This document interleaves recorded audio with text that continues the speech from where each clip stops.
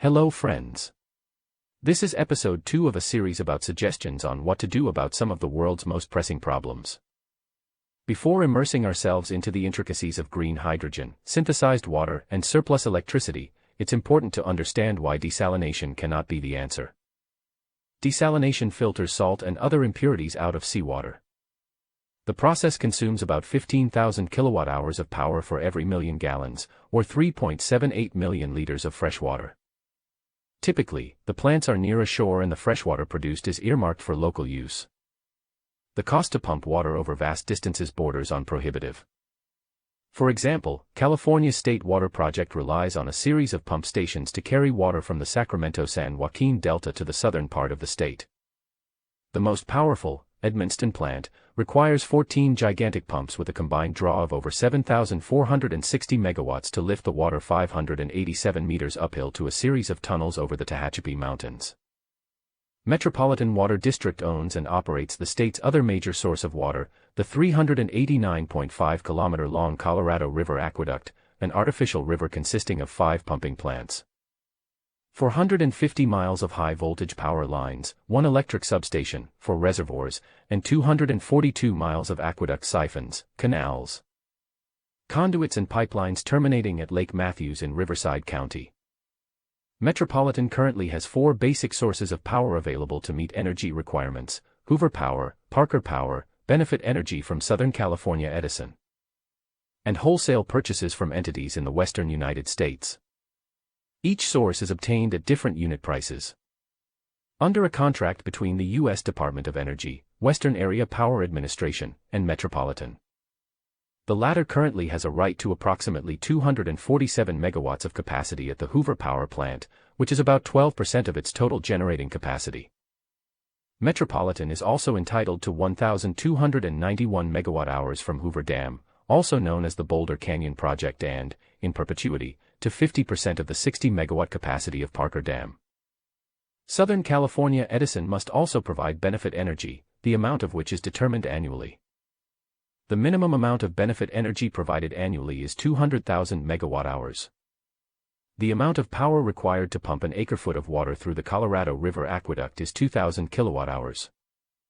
Imported river water requires approximately 14,000 kilowatt-hours per million gallons, 1,000 less than a comparable volume of desalinized water. All this is required for a 242-mile canal. In sum, given its high cost, it is virtually inconceivable to imagine a network of canals pumping desalinized water from Los Angeles to the arid western half of the country. In contrast, the plan depicted in Figure 1, let's call it aquafacture, could produce water anywhere, even in dry inland areas thousands of miles from shore. In addition, it would not consume electricity. Instead, it would generate a net surplus without adding greenhouse gases to the atmosphere. While original and futuristic, aquafacture cannot by itself reduce the growing frequency and intensity of severe storms. The antidote to that malaise, otherwise known as anthropomorphic climate change, is well known. Quit using fossil fuels. But for a variety of reasons, not the least of which is the industry's enormous economic and political footprint, the world is on track to continue using them for the foreseeable future. Aquafacture seeks to break the addiction to fossil fuels, but it is incomplete. The following narrative expands the concept and makes it whole. But there is one major stumbling block. It would require renouncing confrontation within and between nations and replacing it with a consensus for coordinated cooperation on an unprecedented scale. Let the people decide if the plan merits that much sacrifice. The first order of business is to determine the root cause of the aforementioned problems, including climate change and the threat of nuclear wars. The following observations point to extreme inequality. According to the 2016 World Economic Forum, the Fourth Industrial Revolution, which includes developments in previously disjointed fields requiring college degrees such as artificial intelligence and machine learning, robotics, nanotechnology, 3D printing, and genetics and biotechnology, will cause widespread disruption not only to business models but also to labor markets over the next 5 years. Clearly, these technologies are destined to increase short-term profits and eliminate jobs. Therefore, absent a specific mechanism to counter their cumulative effect, workers worldwide are facing a painful transition of unprecedented magnitude as arduous, repetitive, And even dangerous occupations are absorbed by an unprecedented rise of the machines. The economy is the glue that binds modern societies into cohesive states. Accordingly, a majority of the people must have a reasonable share of income and wealth. Unfortunately, a decline in real disposable income, which is where we're headed with the new technologies, will reduce the buying power of the very consumers that account for 70% of the U.S. economy. Therefore, it behooves the government to organize, but not necessarily fund, a parallel economy that generates a guaranteed minimum income for those who need it so they can continue to consume. That would be good for the government because it would simultaneously collect more tax revenue and reduce safety net expenses, good for low-income people, who would have the means to make ends meet. And good for the elite since the masses would be able to purchase their goods and services. The Council of Foreign Relations has also weighed in. A report entitled The U.S. Inequality Debate revealed that income and wealth inequality outpaces that of other rich nations. This is captured by the steady rise in the U.S. Gini coefficient, a measure of a country's economic inequality that ranges from 0, completely equal, to 100, completely unequal. In 2019, according to the Organization for Economic Cooperation and Development, the U.S. Gini was at 40, significantly higher than Canada, France, and Germany, but on par with Bulgaria and Turkey. The report also revealed that there are large wealth and income gaps across racial groups, and came to the conclusion that inequality can also weaken democracy and give rise to authoritarian movements. According to the Nonpartisan Congressional Budget Office, income inequality has been rising for decades, with the incomes of the highest echelon of earners rapidly outpacing the rest of the population. Even among high earners, income gains have been heavily skewed toward the top of that bracket. To illustrate, in 1965 a typical corporate CEO earned about 20 times more than a typical worker. By 2018, the ratio was 278 to 1. In addition, between 1978 and 2018, CEO compensation increased by more than 900% while worker compensation increased by just 11.9%. The picture is much the same regarding total net worth. In 2021, the top 10% of the population held nearly 70% of U.S. wealth. The share held by the next 40% fell correspondingly over that period. The bottom 50%, approximately 63 million families, owned about 2.5% of wealth. Beyond statistics, inequality fosters political dysfunction. Concentrated income and wealth reduce the level of current demand in the economy and depress future growth. That happens because rich households tend to spend a smaller percentage of their income than the rest of the population. In terms of politics, wealthy people can finance political campaigns. That opens the door for them to exert outsized influence on the government to entrench their power. Case in point, in 1980 Congress passed the Depository Institutions Deregulation and Monetary Control Act. It exempted federally chartered savings banks, installment plan sellers and chartered loan companies from state usury limits. Unsurprisingly, national banks are federally chartered and regulated. The United Nations publication entitled Inequality, Bridging the Divide found that since the 1990s inequality across all individuals and between countries declined for the first time since the 1820s. It also agrees with the premise that income inequality within countries has risen. Today, 71% of the world's population live in countries where inequality has grown. This is true in most developed countries and in some middle-income countries, including China and India. Income and wealth are increasingly concentrated at the top. In the 10 years since the financial crisis, the number of billionaires has nearly doubled. In 2018, the 26 richest people held as much wealth as 3.8 billion people, half of the global population, and in more than half of the 92 countries with data. The bottom 40% receive less than 25% of overall income. In addition, indigenous peoples, migrants, ethnic and other minorities continue to suffer from discrimination, marginalization, and lack of legal rights. High inequality of opportunity discourages skills, depresses economic growth, and entrenches insecurity and vulnerability. Further, it undermines trust in institutions and government, increases social discord, and triggers violence and conflicts. And there's growing evidence that steep inequality is propelling the rise of extreme forms of nationalism. In the United States, health care is a for-profit business, not a human right. As a result, patients must pay for the medical care they receive. If they're destitute, they can go to an emergency room. Beyond that, unless they qualify for Medicaid, a joint federal and state program that provides health coverage for 72.5 million people, including children, pregnant women, parents, seniors and individuals with disabilities, everyone else must pay for the medical care they receive. That's 259.5 million people. For those who cannot afford the steep insurance premiums and out-of-pocket medical expenses but are not poor enough to qualify for Medicaid, they simply must either get well on their own or die. And that's no exaggeration. An investigative report in the Washington Post dated October 3, 2023 revealed that life expectancy in the U.S. is falling. In a quarter of the nation's counties, mostly in the South and Midwest, working-age people are dying at a higher rate than 40 years ago. Dying prematurely has become the most telling measure of the nation's growing inequality. Since 2015, people in the poorest areas have been 49% more likely to die each year.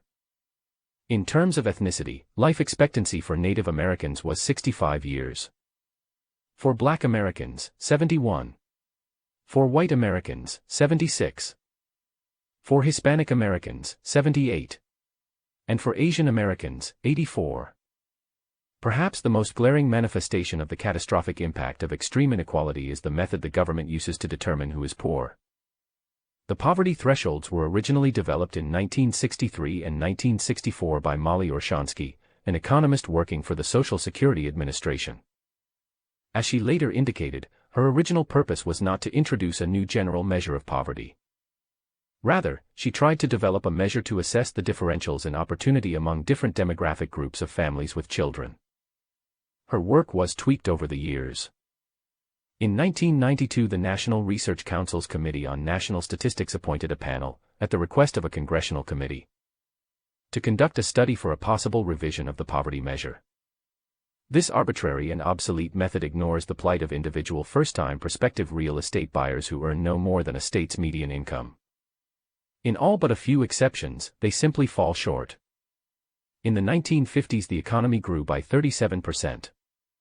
High school graduates and 15 million returning GIs, the parents of today's baby boomers, could expect to get a lifetime job without a college degree in manufacturing, buy a house and a car, and raise a family with 2 kids on 1 income.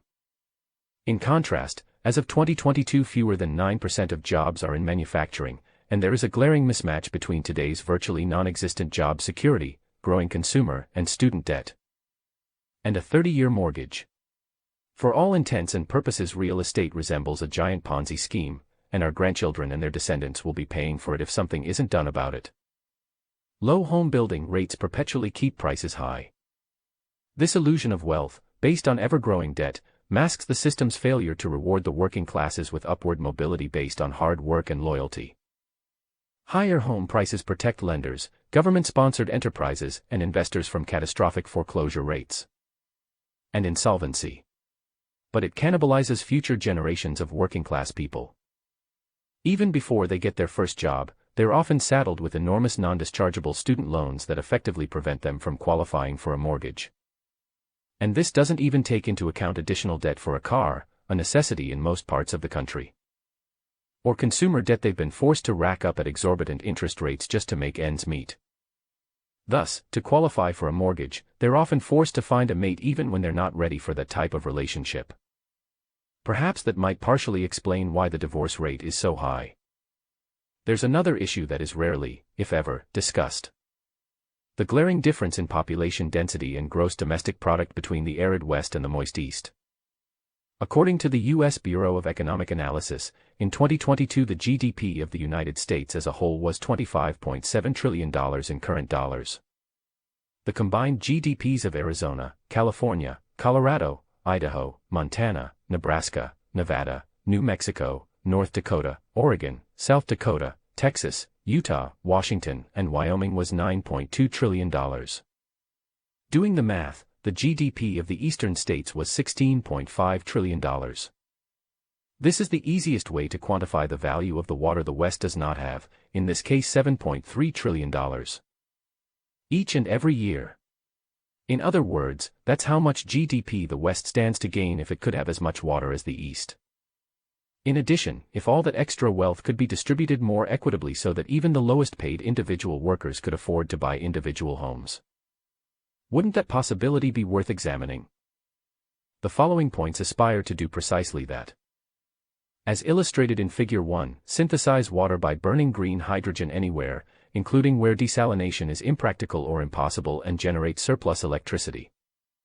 The volume of synthesized water would be directly proportional to hydrogen extracted from the ocean by electrolysis. Since the ocean is a renewable resource and solar energy is in human terms inexhaustible, theoretically there's no limit to how much water could be synthesized. As this water would likely be synthesized in areas where there's little to no rain, aquifers are being rapidly depleted or have already run dry, and no natural bodies of surface water exist. It would ensure the continued viability of agriculture. As shown in Figure 2, create a supplemental economy based on Figure 1 to subsidize housing for individual first-time low-income buyers, and with the ultimate goal of increasing the gross national product by around 50%. That would expand the tax base, create an opportunity to balance the budget, address the approaching social security crisis, and pay off the national debt. A project of this magnitude and scope would prove to global investors that despite having a deeply divided society, the U.S. is indeed able to invest in itself. As a corollary, that might well encourage them to continue to cling to U.S. dollars and halt, or perhaps even reverse, the declining credit rating of the U.S. As global demand for water and energy will continue to grow unabated, other countries might look at the U.S. hydrogen-based model and seek to replicate it. At that point it could become feasible to create a new binding global financial system whereby the value of all national currencies would be calculated on a formula that takes into account their respective countries' per capita production or use of green hydrogen.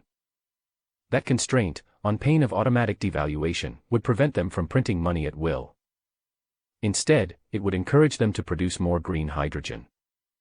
This universal standard of purchasing power would enable all countries, regardless of demographic or territorial size, to trade with each other on an equal basis.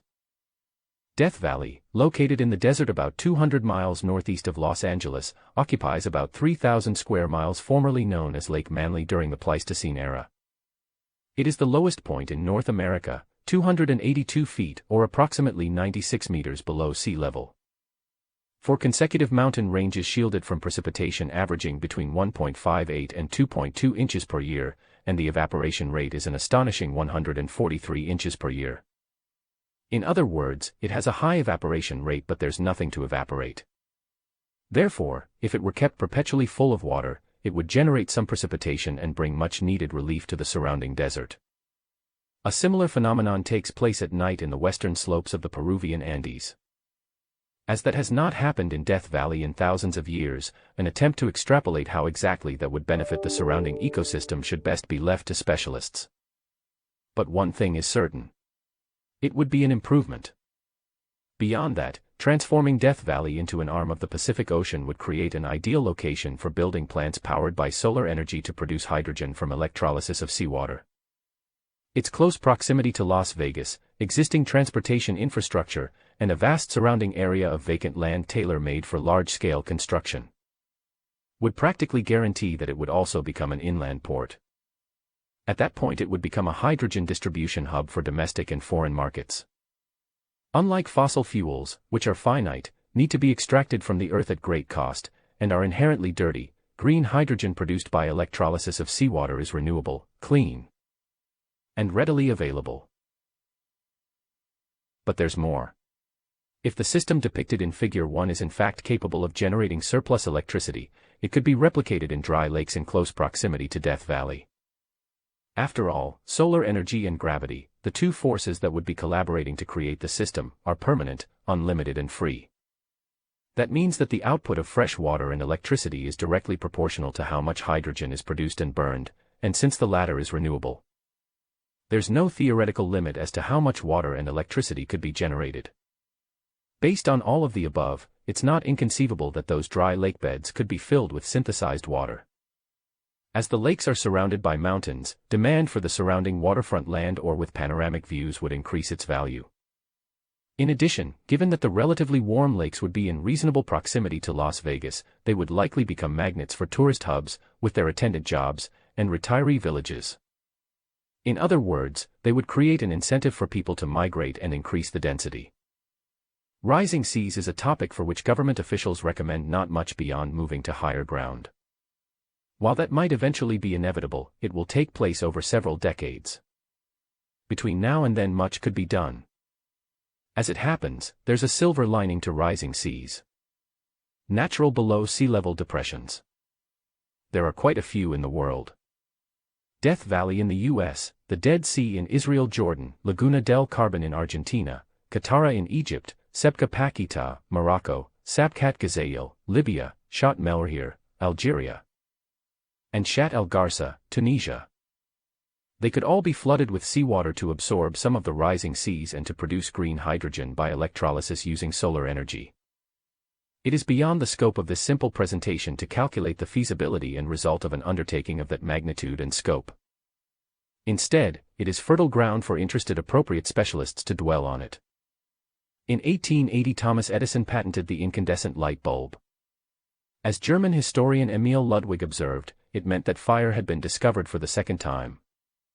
That mankind had been delivered again from the curse of night. Edison initially paired his new bulbs with small generators in the homes of J.P. Morgan and a few privileged customers in New York City. That, of course, threatened the existing gas lighting industry. In 1882, with Morgan funding his nascent industry, Edison launched what eventually became known as General Electric and opened Pearl Street Station in Lower Manhattan, the first central power plant in the United States. Pearl Street was a watershed event. Edison connected a bank of generators to homes and businesses nearby, including the New York Times, through a network of buried copper wires. As an electric grid did not yet exist, customers who wanted power for electric lights used on-site generators, typically in the basement. However, Edison was a brilliant inventor, not a businessman. In 1881, 21-year-old Samuel Insull arrived from England and became a personal assistant to Edison, just what the latter needed. For Insull, his new job was just a stepping stone to greener pastures. In 1892, Insull left his job as an executive at General Electric and went to Chicago Edison, later known as Commonwealth Edison. Over the next 4 decades, he used high-voltage transmission lines to spread electricity to the suburbs and then to the countryside, and found efficiencies by networking power grids for backup and reliability. However, Insull's crowning achievement came when he persuaded some states to authorize public utility commissions to regulate privately owned power companies. In exchange for such rate regulation, the state commissions authorized the companies to set up legal monopolies in defined geographical areas. It's been that way ever since. To clarify, the primary priority of private for-profit corporations is to look after the interests of their shareholders. Public utilities could be relieved of their mandate to generate electricity. Instead, for a fee, they would operate, maintain, and expand the distribution grid as needed. All new residential, commercial, and industrial buildings would be required to generate a surplus of electricity from solar power during daylight hours and be equipped with batteries for nighttime operation. Profits from the sale of electricity, hydrogen, and freshwater would be distributed to property owners rather than utility shareholders. The profits would be used to help prospective and existing homeowners amortize their mortgages, end the housing crisis, create non-temporary well-paying jobs that cannot be outsourced or exported, and improve the economy at large. Conclusion. Based on all of the above, universal, or avatar income, is a growing necessity. Solar energy, hydrogen, and gravity could combine to usher in an age without water scarcity and fossil fuels.